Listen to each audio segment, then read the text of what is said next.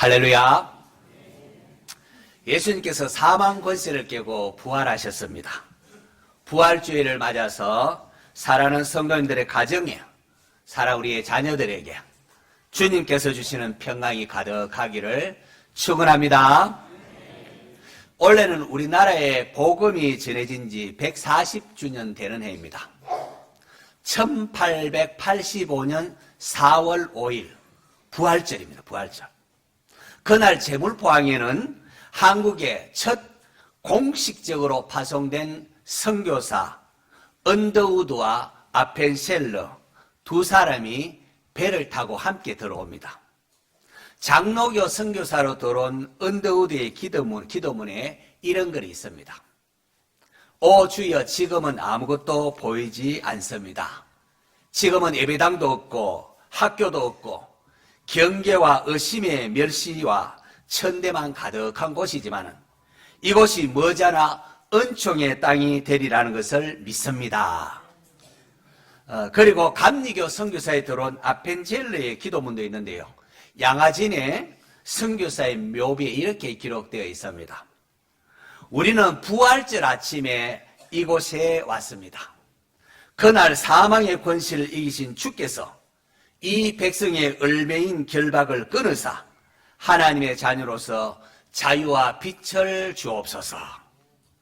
언더우드와 아펜젤러 두 분의 선교사님이 이런 기도를 드린 지 140년이 지난 지금 우리에게까지 복음이 전해서 이렇게 우리가 하나님을 예배하고, 우리 한국에는 하나님을 예배하는 자들로 은총의 땅이 되었습니다. 할렐루야. 이제 본문을 좀 살펴보겠는데요. 안식 후 첫날 새벽에, 아주 새벽 일찍 어스스한 그런 깜깜한데 여인들이 향품을 준비해 가지고 예수님의 시신이 묻힌 무덤을 찾아옵니다.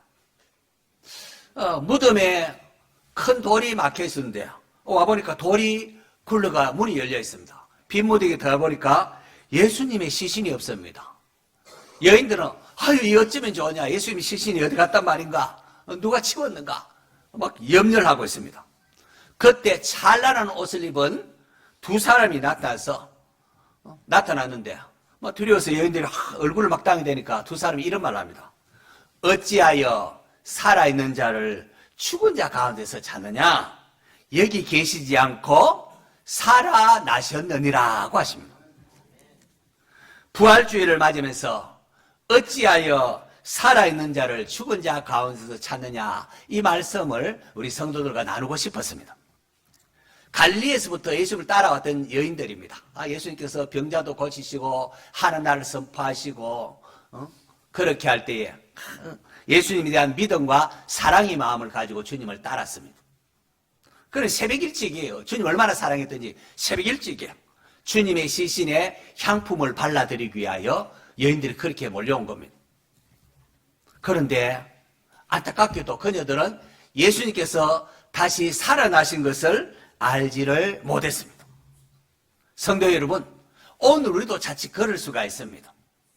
우리의 예배는 죽은 예수님을 그리워하며 추모하는 게 아닙니다. 우리의 예배는 부활성천하사 지금도 살아계신 주님과 함께하고 그분의 임재 속에 예배를 드리는 겁니다. 할렐루야.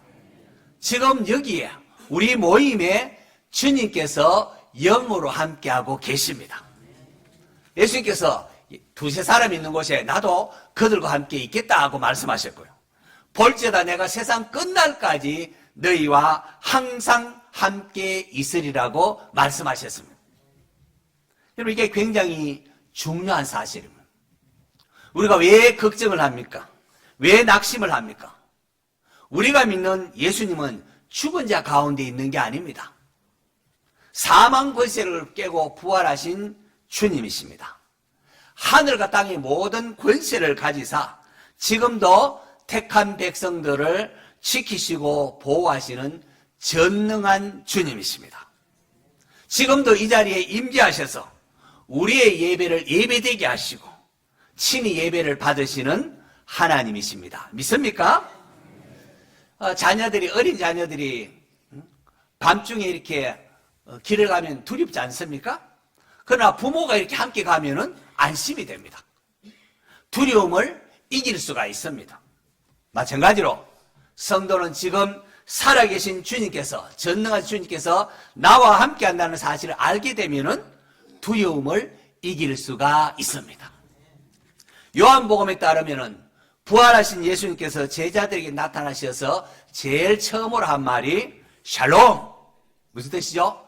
너희에게 평강이 있을지어다.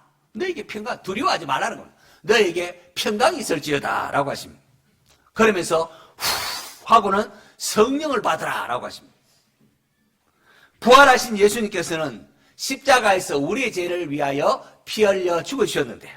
그 피를 가지고 부활하신 주님께서 성부 하나님께 가셔서 약속하신 성령을 우리에게 보내주십니다. 그러므로 예수님을 믿는 성도들에게는 그 심령에 누가 계시다? 성령님. 예수님이 보내신 성령님이 계십니다. 성령님은 우리에게 능력을 주십니다. 담대함을 주십니다. 성령님은 우리에게 예수님에 대해서 알려주십니다. 예수님의 말씀을 깨닫게 해주십니다. 또 우리의 연약함을 아시고는 때로는 말할 수 없는 탄식으로 우리를 위하여 하나님께 기도도 해주시는 분이십니다. 그러므로 우리는 안심할 수가 있습니다. 성령 하나님께서, 우리 예수님께서 성령님을 통하여 우리와 함께하기 때문에 우리는 안심할 수가 있습니다. 오늘도 살아계신 주님으로 인하여 담대할 수가 있습니다. 우리가 기도할 때 확신을 가지고 기도할 수 있습니다. 그를 향하여 우리가 가진 바 담대한 것은 이것이니 그의 뜻대로 무엇을 구하면 들으심이라. 내 욕심, 탐심을 이루기 위한 기도가 아니라 하나님 뜻을 이루기 위한 그런 기도를 하게 되면 주님께서 다 책임지시고 우리와 함께 하신다는 겁니다. 자, 부활주일을 맞아서 살아계신 주님이 우리와 함께 한다는 사실을 믿으시기 바랍니다. 이제 살아계신 주를 함께 찬양하겠습니다. 반주 후렴부터 하겠습니다. 박심사가요. 살아계신 주 나의 참된 소망 걱정 근심 전혀 없네. 사랑의 주내 갈 길 인도하니 내 모든 삶의 기쁨 늘 충만하네. 주 하나님 독생자 예수 날 위하여 오시었네. 내 모든 죄 다 사하시고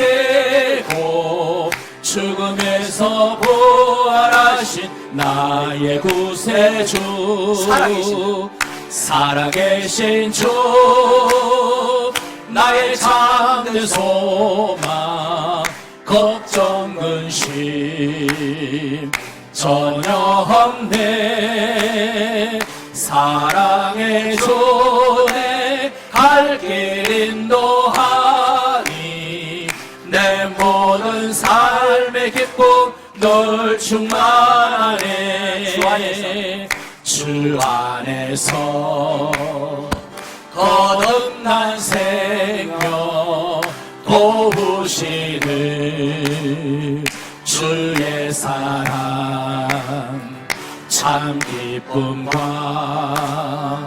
확신 가지고 예수님의 도우심을 믿으며 살리 살아계신 주 나의 참된 소망 걱정 근심 전혀 없네.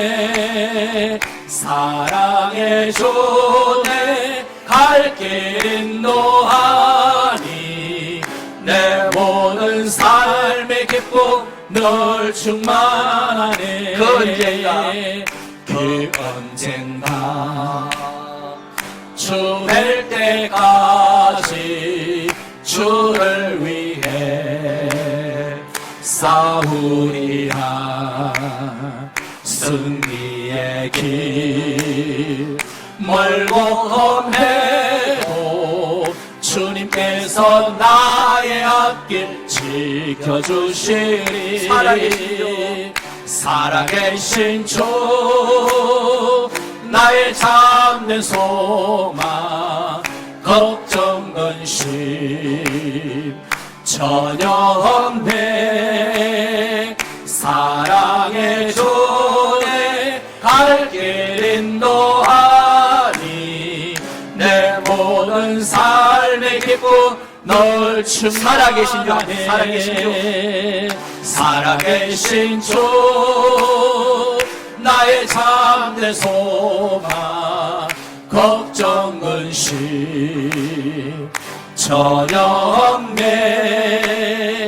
사랑의 주 내 갈 길 인도하니 내 모든 삶의 기쁨 널 충만하네. 할렐루야. 살아계신 주님이 우리와 함께하고 계십니다. 성도 여러분, 예수님께서는 안식 후 첫날에 부활을 하셨습니다. 레위기 23장을 보면은 6월절이 지난 후 안식 후 첫날, 6월절이 지난 후 안식일이 되는 그 안식 다음 첫날은 이스라엘 백성들이 첫 열매를 거두어서 하나님께 흔들어서 요제로 드리는 날입니다. 요제 흔들어서 드리는 제사입니다. 마치 막 자는 사람 흔드는 것처럼 그렇게 합니다. 바로 그날에 예수님께서 부활하셨습니다. 6월절 양 잡는 날에 예수님께서 잡히셔서 고난을 받으시고 십자가에 달려 돌아가시고 그리고는 사흘 되던 때 안식 후 첫날이 됩니다. 그날에 오늘 여인보처럼 예수님께서 다시 살아나셨습니다. 할렐루야. 사도 바울은 이 사실을 고린도전서 15장 20절에 이렇게 노래합니다. 우리 스크린 보면서 같이 한번 읽어볼까요? 시작.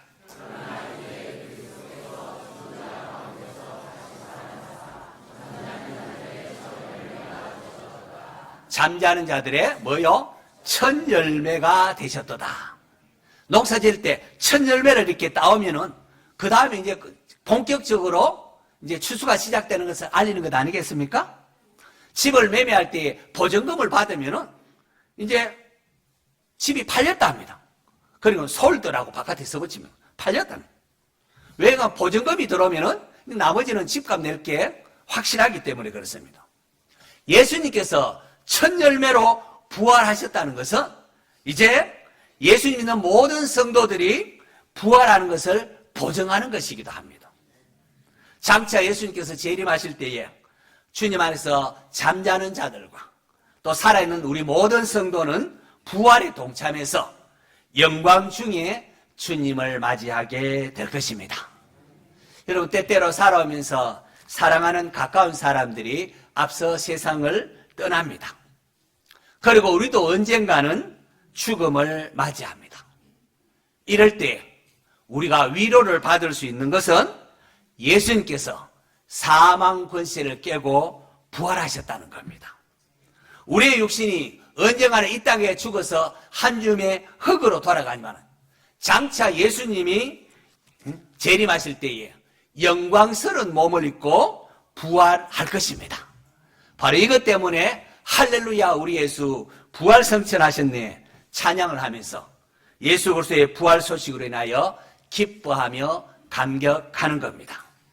부활 신앙이 있기 때문에 지금 힘들거나 억울한 일이 있어도 소망 가운데에 인내할 수가 있고, 부활 신앙이 있기 때문에 죽음이 우리를 위협할지라도 사망아 너의 승리가 어디 있느냐, 사망아 내가 쏘는 것이 어디 있느냐 담대히 외칠 수가 있게 된 것입니다. 성도 여러분, 오늘 부활주일인데요, 살아계신 주님이 우리와 함께 한다고 했는데요, 살아계신 주님께서 우리가 부활주일을 어떻게 맞이하기를 원하실까요? 그러면은 목사님 감사함으로 맞이해야 됩니다. 기쁨으로 맞이해야 됩니다. 다 옳습니다. 그런데 그 무엇보다도 주님께서 제일 원하시는 것, 더 원하시는 것이 무엇일까요? 무엇일까요? 예. 살아계신 주 무엇을 명하시다? 선교를 명하시다. 우리가 전도하는 것, 선교하는 것을 주님이 제일 원하십니다. 누가가 기록한 사도행전에 따르면은 부활하신 주님께서 성천하시기에 앞서서 제자들에게 땅끝까지 이르러 내 증인이 되라, 그렇게 명령하십니다. 이를 위하여 누가복음 끝에 보면은 아버지께서 약속하신 것을 성령을 기다리며 예루살렘을 떠나지 말고 기다리라 했습니다. 요한복음에는 주님께서 성령을 받으라, 예수님께서 아버지께서 나를 보내신 것 같이 나도 너희를 보낸다, 이런 명령을 하시고는 성령을 받으라 하면서 성령을 받으라고 하십니다. 아버지께서 예수님을 보내신 것보다 더 큰 게 우주 역사 얼마나 놀라운 일입니까? 동일하게 예수님께서 내가 너희를 보낸다 하니까 이게 얼마나 중요한 겁니까? 오직 성령이 너희에게 임하시면 너희가 권능을 받고 예루살렘과 온 유대와 사마리아와 땅끝까지 이르러 내 증인이 되리라, 내 증인이 되리라. 마태복음, 마가복음도 마찬가지입니다. 마가복음에도 보면 부활하신 예수님께서 너희는 온 천하에 다니면서 만민에게 복음을 전파하라. 믿고 세례를 받는 사람은 구원을 얻을 것이다 라고 하면서 마가복음이 끝을 납니다. 마태복음은 부활하신 주님께서 제자들을 갈릴리로 모읍니다. 내가 갈릴리로 가라고 말했다 하면서 천사가 막 여인들에게 강조하지 않습니까? 그렇게 갈릴리를 다 소집하고는 주님께서 무슨 말씀하십니까? 하늘과 땅의 모든 권세를 내게 주셨으니 그러면 너희는 가서 모든 민족을 제자로 삼고 아버지와 아들과 성령의 이름으로 세례를 베풀고, 오늘 세례를 베풀지 않지만 세례를 베풀고 내가 너희에게 분부한 모든 것을 가르쳐 지키게 하라고 하셨습니다. 이것을 신학자들은 대위임 명령이라고 합니다. 예수님은 부활 성천하셔서 하나님 보좌 우편에 계시면서 성령을 보내서 우리가 함께 하시고 능력을 주시고, 그리고 우리가 주님의 몸으로서 이 일을 하라는 겁니다. 교회는 그리스도의 몸으로서 주님께서 맡기신 사명, 무슨 정인의 삶, 선교, 전도의 삶을 해야 합니다. 교회가 전도하지 않으면, 선교하지 않으면 죽습니다. 죽습니다. 존재의 가치가 없어집니다. 개척교회든지 기성교회든지 큰 교회든지 작은 교회든지 전도하는 교회는 주님께서 복을 주시고 부흥하게 하십니다. 반면에 전도하지 않는 교회는 생명력이 없습니다. 죽은 것 같습니다. 도무지 성장하지가 않습니다. 아무리 성장 안 합니다. 전도하는 것은 우리가 영적으로 살아있다는 것의 증거입니다. 살아있구나. 우리가 주님께서 맡기신 이 사명을 감당할 때에 주님은 필요한 모든 것을 채워주십니다. 무엇이든지 원하는 대로 구하라, 내가 주겠다 말씀하십니다. 하나님께서 우리가 주의 일에 힘쓸 때에 은도 내 것이고 금도 내 것이니라 하면서 필요한 물질도 주시고 건강도 주십니다. 이런 은혜 경험해 보셨습니까? 우리가 주일하면은 주일하는데 주인이 뭐 필요한 거 주지 않겠습니까? 연장 필요한데 연장 준비하고, 뭐 필요한데 뭐 갖다 주고, 또 찬도 주고, 그렇게 하는 겁니다. 오늘 우리 교회가 점심 식사 후에 12시 50분에 모여서 우리 한번 기도하고 1시에 이제 전교인이 노방전도 나갑니다. 노방전도 평소 잘 안 하시죠? 이번 부활주일에 노방전도 나갑니다. 부활절을 상징하는 계란을 가지고 주위 분들에게 예수님이 오늘 부활하신 부활주일입니다 하면서 부활의 주님을 전가합니다. 전 교인이 계란 들고 부활의 주님을 전할 때에 우리 주님께서 얼마나 기뻐하시겠습니까? 매주일 전도하러 나가지는 못할지라도 부활주일만큼은 저는 전도주일이 되어야 된다고 생각을 합니다. 세상 사람들이 우리를 볼지는 어떨지 모르겠지만은 우리가 복음 들고 나가면은 여러분은 하나님의 전권 대사가 됩니다. 하나님의 전 관심이 여러분에게 있습니다. 예수님의 제자를 보십시오. 사회적으로 보면 그렇게 대단한 사람들이 아닙니다. 예루살렘에 있는 뭐 대제사장, 서기관들 이런 것이 영향력이 비교할 바가 못 됩니다. 그들은 뭐 갈릴리 어부 출신이고 세상적으로 영향력이 미비한 자 아닙니까? 하지만 그들이 주님의 말씀 들고 복음 들고 나갔을 때에 주님은 그들과 함께 하셨고 세상의 구원 역사를 이루셨습니다. 이게 교회의 힘입니다. 세상적으로 유명하지도 않고 뭐 별로 주목받지 못한 사람이라고 할지라도 우리가 주님의 명령에 아멘 하면서 순종해서 나가면은 하나님께서 우리를 통하여 원주와 강원도 지역에 영적 기상도를 바꾸어 주실 것입니다. 할렐루야. 또 우리 함께 찬양합시다. 우리는 모두 다 주님의 증인. 이것도 박수 몇 가요? 우리는 모두 다 주님의 증인 땅끝까지 이르러 주 복음 전하세. 우리는 모두 다 주님의 증인 땅끝까지 이르러 주 복음 전하세. 죄인 위해 십자가 지신 고난의 주님 사망 권세 이기고 사신 부활의 증인 다시 오심 약속하신 재림의 주님 땅끝까지 이르러 주님 전하세. 죄인 위해 십자가 지신 고난의 주님 사망 권세 이기고 사신 부활의 주님 다시 오심 약속하신 재림의 주님 땅끝까지 이르러 주님 전하세. 한 번 더요. 우리는 모두 다 주님의 증인 땅끝까지 이르러 주 복음 전하세. 우리는 모두 다 주님의 증인 땅끝까지 이르러 주 복음 전하세. 죄인 위해 십자가 지신 고난의 주님 사망 권세 이기고 사신 부활의 주님 다시 오심 약속하신 재림의 주님 땅끝까지 이르러 주님 전하세. 죄인 위해 십자가 지신 고난의 주님 사망 권세 이기고 사신 부활의 주님 다시 오심 약속하신 재림의 주님 땅끝까지 이르러 주님 전하세. 주님 전하세. 거기까지는 좀 너무 고음이죠. 성도 여러분, 우리가 믿는 예수님은 지금도 살아계신 주님이십니다.